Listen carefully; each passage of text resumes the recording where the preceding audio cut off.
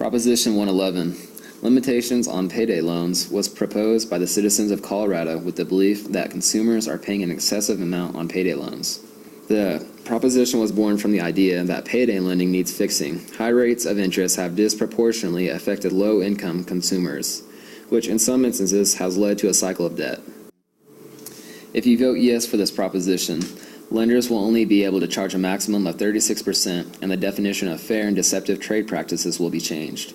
Possible fiscal impacts include a reduction of revenue to the Uniform Consumer Credit Cash Fund and Identity and Financial Fraud Cash Fund. The refund from Taxpayers' Bill of Rights, or TABOR, will also be reduced. Lastly, with a reduction of licensing fees from payday lenders, other lenders would be faced with higher licensing costs. If passed, these changes will take place in February 1st, 2019.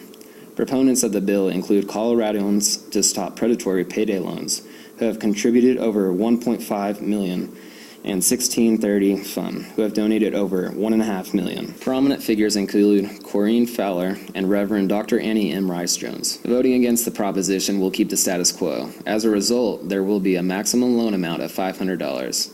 Fees are limited to 20% on the first $300 and 17.5% fee up until the maximum $500. There is also a monthly maintenance fee between $7.50 and $30. All of these fees are on top of a 45% APR, result in an average of 149% APR.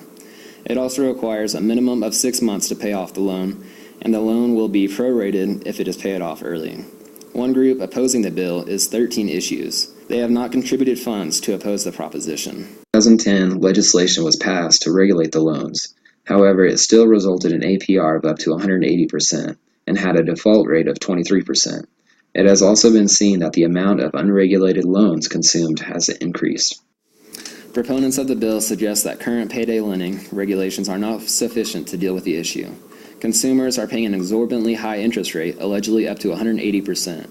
In order to pay off the initial loan, consumers may have to resort to taking out more loans to pay off the initial loan. It has also been argued that the loans disproportionately target low-income consumers who may not have the time nor the resources to educate themselves about the loans. Opponents to the bill suggest that this could eliminate payday lending. This is problematic to those who do not have an alternative form of credit. Without the ability to access capital, these citizens would face costs resulting from bounce checks or late fees on utilities.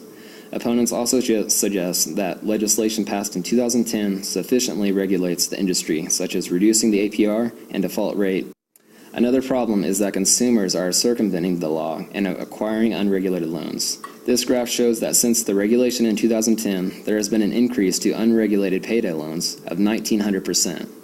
The graphic explanation shows the trend, but it must be noted that this represents all loans, not just payday loans. To conclude, those for the bill expect the citizens of Colorado to be less burdened with high interest rate loans. Families can be less stressed about their finances and have access to safer loans. Those against the bill propose that the current law suffice in regulating the industry and expect consumers to simply circumvent the law, obtaining even higher risk loans.